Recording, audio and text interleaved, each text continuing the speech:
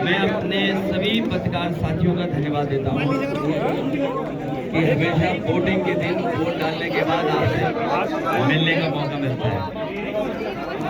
और कई चुनाव हम लोगों ने गर्मियों में वोट डाले हैं। बीजेपी वालों को इस बात की भी सजा मिलनी चाहिए, हालांकि वो कहेंगे कि इलेक्शन कमीशन का फैसला है, लेकिन बीजेपी वाले जानबूझ करके गर्मी में वोट डलवाते हैं आपको तकलीफ पहुंचाने के लिए। हम लोग तो मेहनत करते हैं, इनको जाना अपने बूथों को राउंड करने। तो ये जो गर्मियों में वोट पड़ रहा है, ये 1 महीने पहले भी वोट पड़ सकता है। मैं सभी अपने साथियों से और सभी मतदाताओं से अपील करता हूं, आज के दिन जब तीसरे चरण का वोट पड़ रहा है, ज्यादा से ज्यादा वोट पड़े। यही वोट है जो हमारे और आपके जीवन को बदल सकता है। सोच समझ करके मैं सभी मतदाताओं से अपील करता हूं, तीसरे चरण और अगले चरणों में जहां वोट पड़ेगा, सभी मतदाताएं ज्यादा से ज्यादा वोट डालें। और यही वोट है जो संविधान और लोकतंत्र को मजबूत करेगा। जितना अधिक वोट होगा, जितना अधिक वोट डाला जाएगा, उतना ही हमारा आपका लोकतंत्र मजबूत होगा, लोकतंत्र पर भरोसा बढ़ेगा। यही वोट है जो हमारे जीवन में बदलाव लाने का काम करता है। आज जब हम और आप बातचीत कर रहे हैं, तो ऐसी सरकार हम लोगों ने देखी जिसकी हर बात झूठी निकली, वादे झूठे निकले, और अब गारंटी लेकर के आए हैं। ये गारंटी कुछ नहीं है, लोगों को केवल धोखा देने के लिए केवल नाम बदल गया है। जुमला, धोखा, झूठी का नाम गारंटी है। ना किसान की आय दोगुनी हुई, किसान मारा मारा घूम रहा है, नौजवान के हाथ में ना नौकरी है ना रोजगार है, और जब भी परीक्षा लिखी उसने, वो परीक्षाएं उसके पेपर लीक हो गए। महंगाई चरम सीमा पर हम आप खुद महसूस करते हैं और आम लोग महसूस करते हैं कि महंगाई है आज। और महंगाई इसलिए भी है कि भारतीय जनता पार्टी कुछ लोगों को मुनाफा पहुंचाना चाहती है। उन मुनाफे से इलेक्ट्रल बॉन्ड ले रहे हैं और उनके खाते में जा रहा है। आज अगर हम महंगाई देखें, गाड़ियां तो बहुत महंगी हो गई हैं, मोटरसाइकिल की कीमत क्या हो गई है। 2014 में कोई चीज किसी की कीमत क्या थी और आज कीमत क्या है। ये सब मुनाफा ज्यादा कमाने दे रहे लोग, उसकी वजह से भी महंगाई है, भ्रष्टाचार की वजह से महंगाई है। और फिर बड़े बड़े सपने दिखाए इन्वेस्टमेंट के, कहीं इन्वेस्टमेंट आया हो जहां नौकरी रोजगार मिले हो, तो ना इन्वेस्टमेंट आया और ना रोजगार ना नौकरी। डिफेंस कॉरिडोर बनाने की बात कही, डिफेंस कॉरिडोर पता नहीं कहां बन रहा है। और फिर हमने कई मौकों पर फार्मूला बताया कि 60 लाख बच्चों का भविष्य अंधकार में डाल दिया सरकार ने। 60 लाख परिवार के अगर माँ बाप ही वोट इस सरकार के खिलाफ डाल देंगे, तो 60 गुणा 3, 1 करोड़ 80 लाख, 1 करोड़ 80 लाख का अगर हम भाग दे दें, तो आप खुद जानते होंगे कि एक लोकसभा में वोट कितना कम होगा। कुछ जगह से सूचनाएं आ रही है, जबरदस्ती कर रही है सरकार। यहाँ पर भी आप अंदर डाल सकते हैं। सुनने में आ रहा है कि बाहर अधिकारी लगाए गए हैं ज्यादा। एडीएम और एसएसपी गाली दे रहा है चाचा, एडीएम गाली दे रहा है। जब मैं खुद गाड़ी से जब उतरा, उसे होश ही नहीं था पुलिस वाले को। बहुत बदतमीजी दे रहा है चाचा, गाली दे रहा है। गाड़ी के चारों तरफ भाग रहा था, चारों तरफ भाग रहा था। पता नहीं क्या खाना नहीं खाया था उसने, या बताया होगा सरकार ने कि जैसे कुछ हम लोग उतने गाड़ी से चारों तरफ घूमना। मुझे तो खुद समझ नहीं आ रहा कि क्यों गाड़ी के पास चारों तरफ घूमना। और अगर कोई इस तरह की गाली गलौज करेगा, तो गाली गलौज का लोकतंत्र में कहीं जगह नहीं है। हम लोग वोट डालने वाले लोग हैं। और जीतने वाला कभी गुस्से में नहीं आता है, हारने वाला खिसियाता है।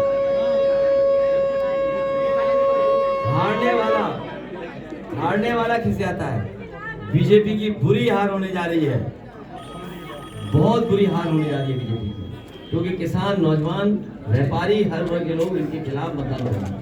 अखिलेश जी क्या ये चुनाव मंडल बनाम कमंडल बन चुका है? अखिलेश जी क्या ये चुनाव मंडल बनाम कमंडल बन चुका है? एक तरफ आप पीडीए की बात कर रहे हैं, बीजेपी राम मंदिर की बात कर रही है। अखिलेश जी, आप लोग बीजेपी की चतुराई से सावधान रहें, और कभी कभी हमें भी आपकी चतुराई से सावधान रहना पड़ता है। जो गलत है वो गलत है, जो गलत है वो गलत है। और आपने विजुअल्स देखे हैं, जो गलत है वो गलत है। समाज में जो बात गलत है वो गलत है। ये सब कुछ इसलिए हो रहा है कि लोगों को डिस्ट्रैक्ट कर दें। बीजेपी की चतुराई देखिए ना आप, ये चतुराई वाला काम था जो आप सवाल पूछ रहे हो। लेकिन आप बताइए, डीजल पेट्रोल महंगा हो गया, मुनाफा कौन कमा रहा है? आपकी जरूरत की चीज महंगी हो गई, मुनाफा कौन कमा रहा है? अडानी। खाद की बोरी से 5 किलो, फिर 5 किलो, कौन मुनाफा कमा रहा है? और किसान का गेहूं सरकार कहीं खरीद नहीं रही, और बाजार में रेट अच्छा मिल रहा है, सरकार क्यों रेट नहीं दे पा रही? सरकार को जिम्मेदारी लेनी चाहिए, गेहूं की रेट अच्छी दे, सरसों के तेल की रेट अच्छी दे। क्या एमएसपी में सरसों की खरीद हो रही है? क्या गेहूं की एमएसपी पे खरीद हो रही है? ये सरकार वो है जो किसानों को एमएसपी नहीं दे पाई। और 1000 से ज्यादा किसान आंदोलन में जान चली गई। इन लोगों ने किसान पर धार चला दी। 2014 से जब से बीजेपी की सरकार आई है, 1 लाख किसानों ने आत्महत्या की है, 1 लाख। और ये खाकी वर्दी वाले घूम भी रहे हैं, सुन लीजिए, ये खाकी वर्दी वाले। अभी तो फौज की नौकरी हुई है 4 साल की, 4 साल की फौज की नौकरी हुई है। ये जो खाकी वाले गुस्सा भी दिखा रहे हैं या जो इस तरह का व्यवहार कर रहे हैं, इनकी भी नौकरी बीजेपी वाले 3 साल में कर देंगे। और हो सकता है ये जो बड़े बड़े अधिकारी जो कंट्रोल करते हैं वो आउटसोर्स हो जाए। और हम तो अपनी जिम्मेदारी के साथ अपने पत्रकार साथियों से कहता हूँ, आप जानकारी करिए कि लेटरल एंट्री में जो लोग आए थे, लेटरल एंट्री में जो आए थे, बाबा साहब भीमराव अम्बेडकर जी का दिया हुआ संविधान के तहत तो उनकी अपॉइंटमेंट हुआ नहीं, आरक्षण के तहत तो अपॉइंटमेंट हुआ नहीं। क्या लेटरल एंट्री वाले नहीं भारत छोड़ के चले गए? तो ये जो लेटरल एंट्री वाले हैं, आउटसोर्स में अधिकारी आ रहे हैं, कल को ये जो बड़े बड़े अधिकारी पुलिस के ये भी आउटसोर्स हो जाएंगे। तो लोकतंत्र को हमें सावधान करना है। गांव, गरीब, किसान उनके हकों को छीन रही है। हमें क्या दिन पड़ा है, पूरा दिन भर वोटिंग होगी, अभी तो शाम तक वोटें होनी है। लेकिन अखिलेश जी वो बता रहे, सीएम साहब कह रहे हैं कि राम भक्तों और राम द्रोहियों के बीच का ये चुनाव है। ये संविधान मंथन होने जा रहा है। एक तरफ जो यहाँ दिखाई दे रहे हैं सब लोग, आप भी लोग संविधान रक्षक हो, और दूसरा वो लोग हैं जो संविधान के भक्षक हैं। समुद्र मंथन की तरह संविधान मंथन होने जा रहा है। संविधान की रक्षा, संविधान को बचाने वाले लोग, संविधान के रास्ते पे चलने वाले लोग, और मनमर्जी वाले लोग नहीं हैं। यह संविधान की बात करने वाले लोग हैं, मनमर्जी बात करने वाले नहीं हैं यहाँ पर। और फिर सत्ता में खींचतान चल रही है। सत्ता में बीजेपी के अपने अंदर खींचतान चल रही है कि सत्ता किसके हाथ में हो। ये बात किसको नहीं समझ में आ रही है? ये जो आत्मतुष्टीकरण के लिए जो बयान देते हैं, ये बयान किसी और के लिए नहीं दे रहे हैं, आत्मतुष्टीकरण के लिए बयान दे रहे हैं। और ये चतुराई से हिसाब किताब करते हैं, चतुराई से बातें करते हैं। ये जो अखिलेश जी स्लो पैटर्न तो इसलिए है कि अधिकारी ऐसे लगाए गए हैं कि वोट न डालें। ये जो अधिकारी हैं, कई अधिकारी आप जनता से पूछ लीजिए, उनका व्यवहार कैसा है, गाली गलौज कर रहे हैं, बताइए। और मैं यहाँ की भाषा में बोलता हूँ, जब मैं गाड़ी से उतर रहा था तो भेड़िया के भाग रहा था इधर उधर। यहाँ की भाषा में आप खुद देखिए, अगर विजुअल देखे हो तो जब मैं वोट डालने आया हूँ तो भेड़िया के घूम रहा था गाड़ी की चारों तरफ, भेड़िया के।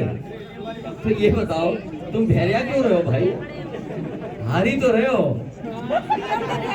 अखिलेश जी उनसे ज्यादा झूठ। अरे ये जो बात कह रहे हैं, बातें झूठी, झूठे वादे किसके हैं बता दो आप।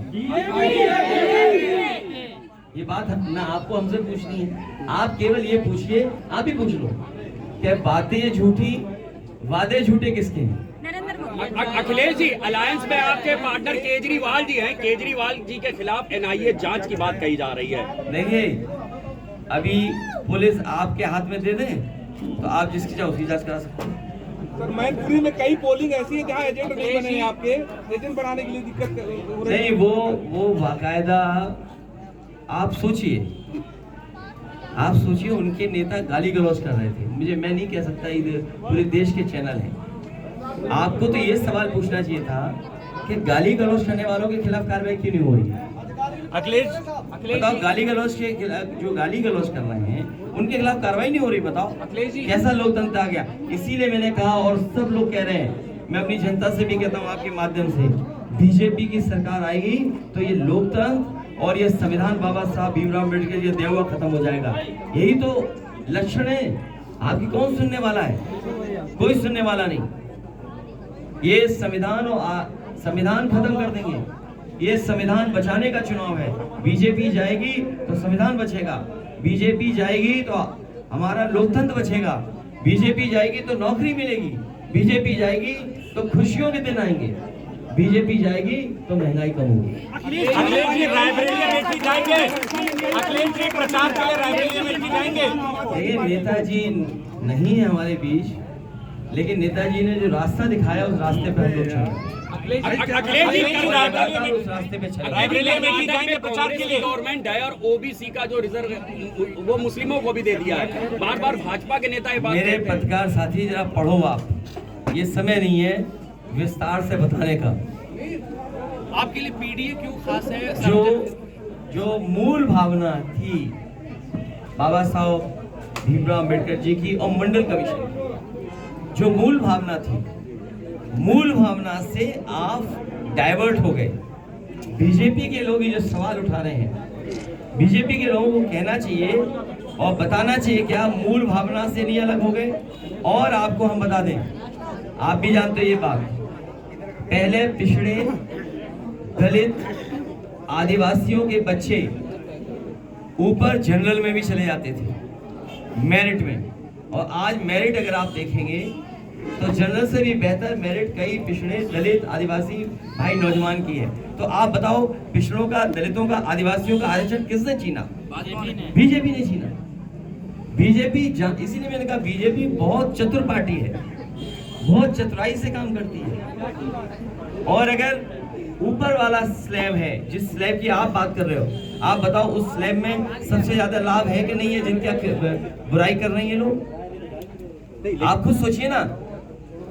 आप मुझे, मैं आपके ही सवाल का, मैं आपसे सवाल पूछता हूँ, पूछना नहीं चाहिए लेकिन फिर भी पूछता हूँ, जो 40% है उसमें कौन कौन है बताइए, और उनकी आबादी कितनी है? ठीक है, नहीं आप बताइए ना। आप बताइए, जो बीजेपी की रणनीति है उसमें क्या है रणनीति, बताइए ना आप। जो ज्यादा मिला है कम आबादी को मिला है, और उसी में मुस्लिम भी हैं, सिख भी हैं, ईसाई भी हैं। क्या धर्म नहीं है 40% में? मैं आपसे पूछता हूँ, क्या आप मुझे बताओगे 40% में क्या धर्म नहीं है? नहीं, आप बोलिए ना। जब 40% में धर्म है और पिछड़े और दलित को बांध दिया आपने, वो ऊपर नहीं जा सकते हैं, तो सबसे ज्यादा बीजेपी ने किसके हाथ धोखा दिया है? अखिलेश जी, सोचिए आप। जो ये बात कहते हैं कि गणित लगाइए, आप गणित बैठ करके लगाइए।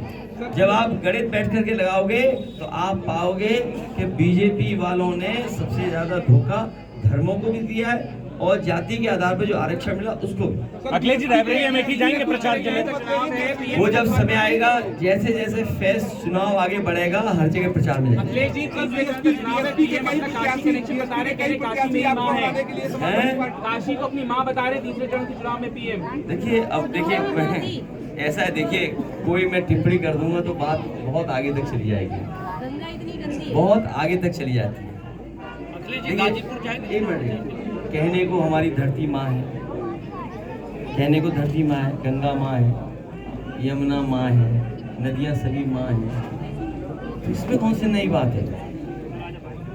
हमारी आपकी सबकी माँ है, धरती जो है हमारी आपकी सबकी माँ है, लेकिन उन्हें जवाब देना चाहिए जो क्यूटो और माँ गंगा को साफ करना चाहते हैं।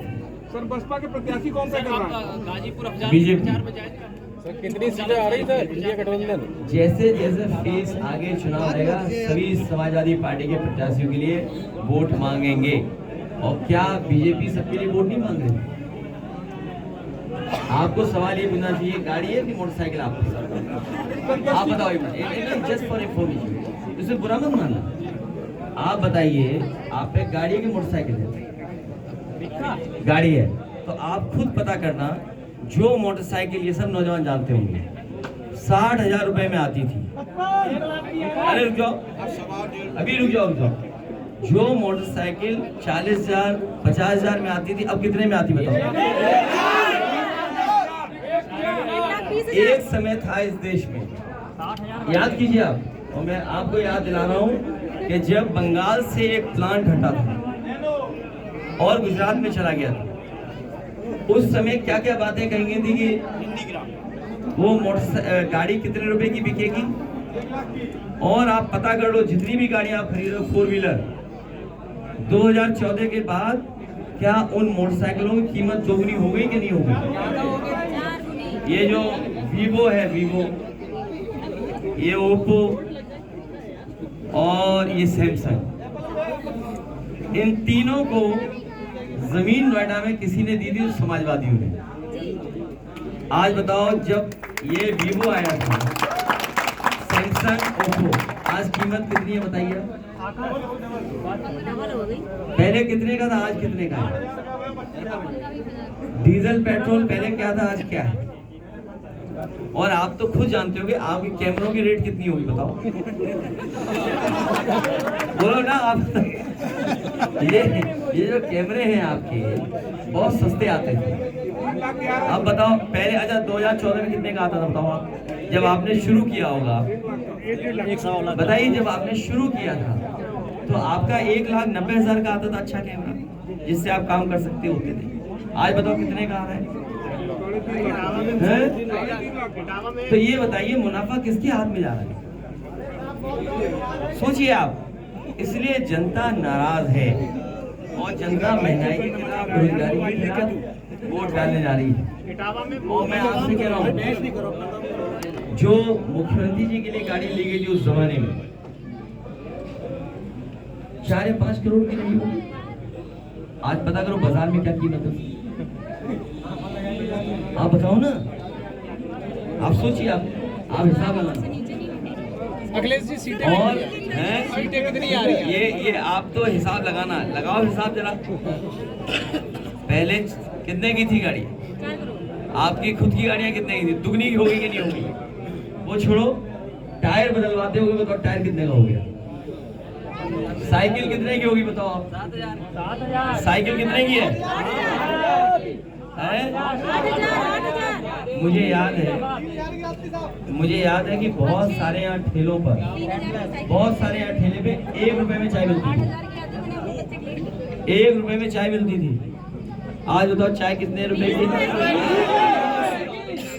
अब वो जो पार्ले का बिस्किट इतना बड़ा मिलता था, नहीं कितने का हो गया बताओ? अब कितना हो गया? और जब बीजेपी सरकार आ गई इतना दे अच्छा। और साइज, बहुत सी टूथपेस्ट दवाइयाँ, साबुन। बताओ, आप बताइए, साइज छोटा कर दिया कि नहीं कर दिया? साइज छोटा हो गया कि नहीं हो गया? अरे भाई कहाँ रह रहे हो आप लोग? भाई आप लोग भी मदद करो हमारी। अखिलेश जी किससे थी? उन्हें चंबल आगे घूमना चाहिए। देखो शेर दहाड़ रहे हो वहाँ पे, और तुम तो इटावा ही के लग रहे हो। इटाए क्यों? इटावा के हो? इटाए के हो? इटाए के हो? अखिलेश जी, आप और राहुल जी की केमिस्ट्री कब देखने को मिलेगी? अरे तुम फिजिक्स देखो या केमिस्ट्री देखोगे? बहुत जल्दी देखो। सर, योगी आदित्यनाथ बोल रहे हैं 25 वर्षों का विजन है हमारे पास और इनके पास कुछ नहीं। हे भगवान, आप अरे एक मिनट, हमारी ये जो पत्रकार साथी हैं कह रहे हैं कि मुख्यमंत्री जी का विजन 25 साल का है। कितने लोग सहमत हैं? विजन कहीं और देखने मत जाना, आप कहीं बाहर की हो। ये जो प्राइमरी स्कूल बना है, एक मिनट, ये जो प्राइमरी स्कूल बना है, ये जहाँ पर हम वोट डाल के आएंगे, ये सरकार के लिए मानक बनाए थे कि इसी तरह के अब प्राइमरी स्कूल बनने चाहिए हर जगह। क्योंकि जो हमारे प्राइमरी स्कूल हैं बने हुए, कहीं 2 कमरे, कहीं 1 कमरा, और फिर कहीं अलग अलग जगह बनाए, जिससे कि बच्चों को इधर उधर जाना पड़ता है। एक जगह बैठ करके टीचर्स, स्टूडेंट्स और उनको स्पोर्ट्स या जो और चीज़ों की सुविधाएं वो देनी चाहिए। ये विजन समाजवादियों का है।